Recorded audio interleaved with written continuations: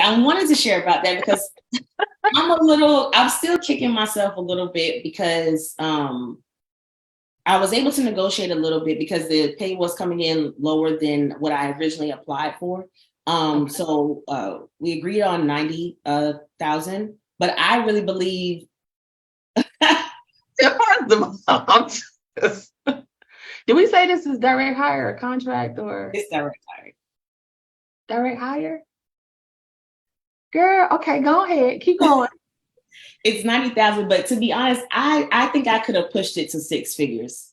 I I do too, especially with the company you're saying. I do too. Yeah, I really think I I agree. could have. To be honest, I was kind of overwhelmed and kind of shocked when I got the offer, and I probably, looking back, I probably should have taken a day or two to say, you know what, I'm gonna look it over and email you back with some